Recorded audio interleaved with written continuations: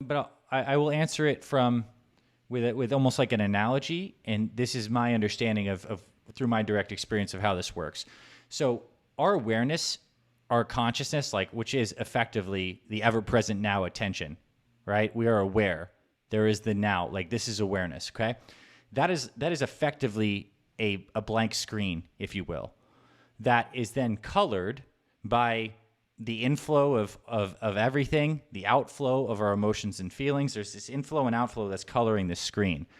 I believe it's very important when you're starting to ask yourself these deeper questions about what really what brings me alive, brings me passion and joy, is to first to cut out a lot of the noise of the inflow, because I think you're absolutely right? When we're surrounded by all sorts of different things, different perceptions, limiting beliefs, stuff other people's doing, it's a lot of noise that colors that screen and doesn't give us the ability to really reflect that attention inward to get a true answer on what actually inspires and brings life to us. So I think there's a fasting thing. If someone is at a point right now where they don't know what they're really into and they need to make a shift, like get off social media for like a good chunk of time. I would say even like maybe even 30, 60, 90 days. Like turn it off for a second, because you'll have so much more bandwidth for not processing all that other stuff to get in touch with your inner being.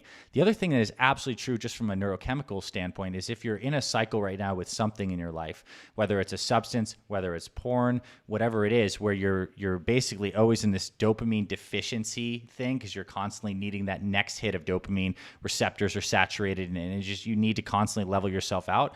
Like that needs to be addressed directly.